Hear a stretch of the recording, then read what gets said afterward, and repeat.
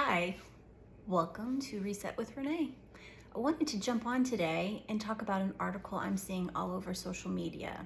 It's from Psychology Today and it's posted on August 9th, it looks like. The title is The Rise of Lonely Single Men, and it gives me an opportunity to talk about relationship skills, which is one of my most favorite topics. So I'll try to put a link so you guys can find it if you're not comfortable Googling and finding it on your own. But there's like three main points that the author made, and that is that dating opportunities for heterosexual men are diminishing as healthy relationship standards change. Point one. Point two, men represent approximately 62% of dating app users, and their chances for matches are lower. And then number three, men need to address skills deficits to meet healthier relationship expectations. So, because I'm female, and because of the work I've done in mental health as a therapist and as a coach, and because even in my own relationships, this topic is so important. Overall, still, women seek help sooner and put more focus on their relationship health than oftentimes men are. And I think that's just a result of our conditioning in our culture. And I'll say more on that. So this is not man bashing. And I think a lot of women have a lot of room to grow in their relationship skill set. But there are some gender differences, if you're just looking at straight up heterosexual dating relationships, and particularly for folks who've already been partnered or married and are now divorced and out there newly single. That's a whole nother beast. So a couple things that I want to put on the table for discussion, and I'll be curious to get y'all's responses. It's just really in the realm of information and skills, like concepts. So one is something I talk about often with clients, and it's the meaning of intimacy. Oftentimes when people hear the word intimacy, they immediately go to thoughts of physical or sexual intimacy, how to be intimate with your person. But I, many years ago, came across another description of intimacy that I like better. And intimacy, if you break it down, is into me, I see. And so to have a connected, intimate, truly intimate connection with someone else, you really need to be able to know yourself internally, to bring that to the table, then to connect with someone else. So I'll say more on that here in a minute. Another word or acronym, I like acronyms and words a lot, so this is number two, how. I take this from 12-step programs. It's an acronym there. HOW stands for honest, open, and willing. So as humans, no matter your gender, we all have aspects or part of us that we identify with and see as a strength. And then there's other aspects or part of us that maybe we don't like so much, or other people don't appreciate about us or get us in trouble. And sometimes that's referred to as like the dark side. Are you in your light? Are you aware of your shadow side or your dark side? Are you working with both? So we want to grow our strengths, and we want to be aware of and working with those parts of us that we'd rather not pay attention to sometimes. And until we do that, we really can't be fully intimate or connected with other people in a healthy way. And so part of knowing yourself, I believe, is knowing two things: your needs and your wounds. So we all have needs. Like I always think about Maslow's hierarchy of needs: food, water, air, shelter, kind of basic necessities. And then from there we can move towards self-actualization if our environment supports that, which it doesn't always. So we all have needs for safety. That one, guys, is a big one for ladies. Safety, protection, nurturing, growth. So to know what your needs are and how you're meeting them yourself, and how they're being met in relationships with other people. And then, so that's one. And then the other would be your wounds. So everybody carries wounds and injuries. It's just part of being human. This is not a perfect planet, world, perfect existence, and you will get injured by other people, places, and things, and yourself. So do you know your needs, and do you know your injuries, and how do you tend to those needs and injuries? In our culture, we're really taught to be independent, pull yourself up by your bootstraps. Don't be vulnerable, be strong, be empowered. And so some of those messages really get in the way for a lot of people of being aware of their inner landscape, what their needs and wounds are.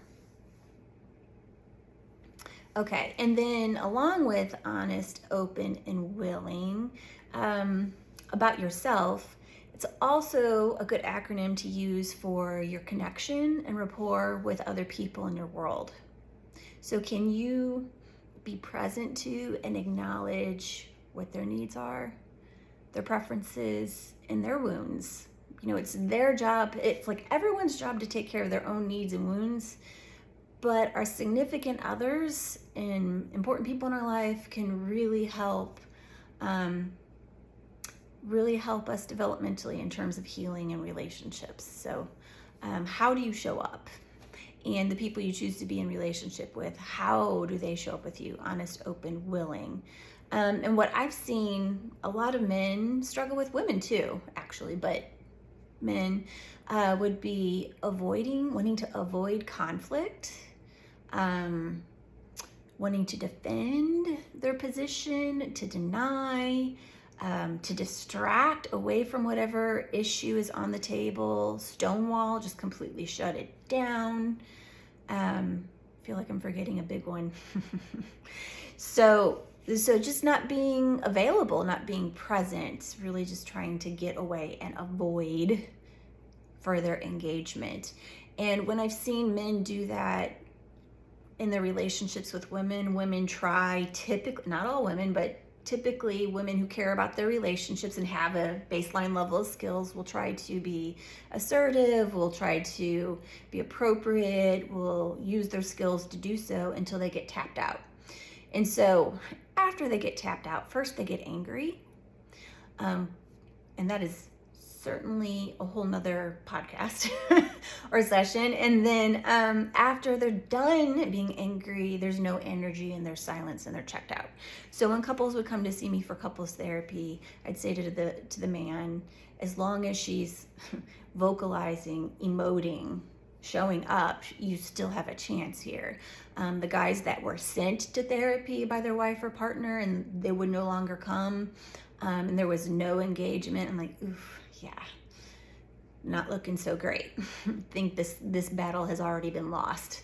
But let's talk about what you can do for you, regardless of the outcome. So those are some things to think about. How do you show up for yourself? How do you show up for others?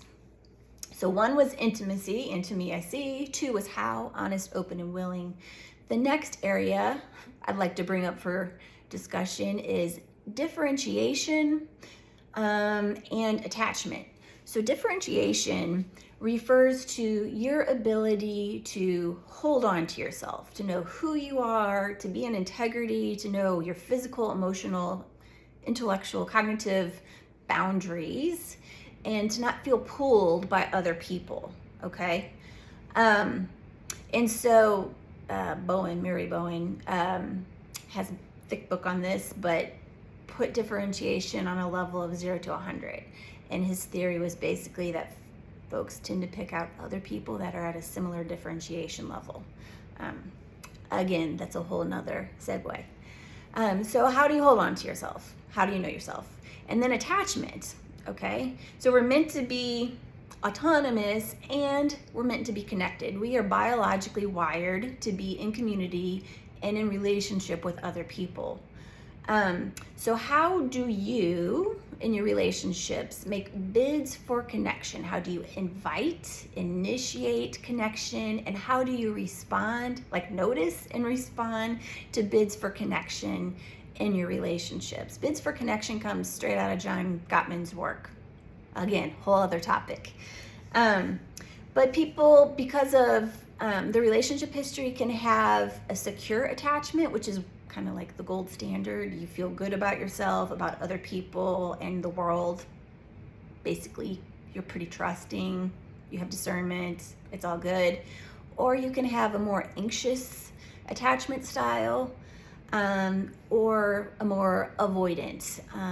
And some folks that I follow take that even further. Like, it's not so much an attachment style, but maybe just parts of you are more secure, parts of you are more avoidant, parts of you are more anxious. Whole nother topic. So where are you in terms of your level of self-differentiation, and what is your attachment style? How does that show up? Have you had an experience of secure attachment in relationship with someone? And if you haven't, how are you acting out like anxious or avoidant? And there's other flavors of that combo that can come out. So that was number 3. Number 4 is the concept of self-leadership. This is not my stuff. This is straight out of IFS, which is called Internal Family Systems. It's a model that I've trained in. I use a lot in my therapy and coaching work, and just interpersonally. But basically, from that lens, when we are in self-leadership, we inhabit a whole bunch of C-word qualities: calm, confident, creative, compassionate, clear, creative. I always miss a few. So you're in that space, and if you're not in that space, then you're triggered by a part. And so we all have parts of us that aren't those C's. So there's 3 kind of groups. Managerial parts are pretty proactive. They're there to keep things under control. And so sometimes people lead with, I'm air quoting that, from their managerial parts, like how they look, their image, what they do, what they drive, how they dress, like how they present is important. And then other folks might relate or react from a more reactive place, impulsive, reactive, stuff that gets you in trouble, like any kind of process addiction, affairs, things like that. And then the other place is exile energy, which is typically those wounds and injuries from the past that most people in our culture like to stuff down, suppress, deny, and distract from. So how do you show up in your connection to you and your connections with others? Self-leadership, those C words, are you parts-led? If you're parts-led, it's okay, but you can work on that. And that's a whole nother topic for discussion. Okay, and then an acronym I recently learned in this 10-month training I'm involved in. One of the presenters talked about another acronym called ACE. And I thought, I know this, she's going to talk about adverse childhood events, which whole nother topic too. But actually it was her acronym for helping people to live and relate more wholeheartedly. So ACE is accept, connect, and embody. So to me, it's like the questions would be, who are you? What do you stand for? And how do you live what you stand for? What are your values? How do you implement those? Are they are they integrated? Or are you just talking about them? So being accountable, being clear, being embodied, having that all be congruent is important. Okay, so that was that. So who, what, and how. And then number 6 is another acronym, R, A-R-E. How attuned, responsive, and engaged are you? I'd add present as well. So how do you show up for yourself, and how do you show up for others? So a phrase I teach clients and students and other people I work with is, hey, when you're in relationship with someone, how do you honor you and respect you, and honor them and respect them even when there's difference, even when there's conflict? So there's not a power struggle. Power struggles never help relationships. Conflict can help relationships actually, but power struggles don't. Okay, and then, this article talked about dating and midlife, post-divorce person here. I'm like, yeah, this all resonates. So my question is, and I've seen this in other places, like, do you know what you want if you're dating, whether it's young adult dating, midlife dating, older life dating? Do you know what you want? Are you looking for companionship and company, just friendship, someone to go do things with? Are you looking for a playmate, someone just to have fun with? Okay. Are you looking for commitment or not? Are you looking for a partner? If you're looking for a partner, that's a whole nother set of skills. Lots of women that I know, they want to be able to co-create something larger together than just than what they would do individually. So figuring out what it is you want and then what the other person wants, and if you can make that happen together, is a process. It takes time. So there's that. And then who is mentoring you? So like I said at the beginning, women typically will seek out, not always, but typically will be seeking out help informally with family, friends, mentors, whatever. And we as females are conditioned and socialized to take good care of other people, okay? So we're not always fully empowered, and that shows up. So a lot of women that I know and speak with try very, very hard to do the right thing, what they've been taught they should do or ought to do, and there's a lot of conflicting messages. And so they find themselves depleted, burned out, and feeling guilty. Whereas for men, they are not historically in our culture taught about relationship health. They're not taught how to identify and manage their feelings or their internal world. And so when their significant other is asking for that, or in a place of sort of demanding that, per this article about raised standards, many men are truly lost. They don't have a roadmap. They don't have an internal compass. And they're not likely to ask their guy friends how they do it. It's not part of male socialization in our culture. So to men, who can you turn to? Who can help guide you? I think it's good to have a mix of gendered voices, if you will. Like, I think men need to hear it from men sometimes, like toe to toe, and sometimes it helps to hear it from a woman as well. I enjoy working with both genders. And when working with men, oftentimes what they'll say to me is, gosh, I wish you could just be like in a little earpiece in my ear, because I get stuck, I get frozen, I shut down, I don't know what to say. And then I know that's not gonna help, which makes it even worse. And if I just knew what to say, this would make it a whole lot easier.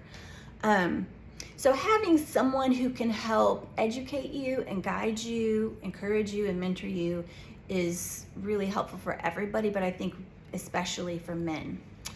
So I'll wrap it up with that. I'm sure there's plenty of things I forgot to say. I'm sure you guys have some reactions and questions, and shoot them over to me. I'm welcome to think about them and fold it into a future episode. Thanks for listening.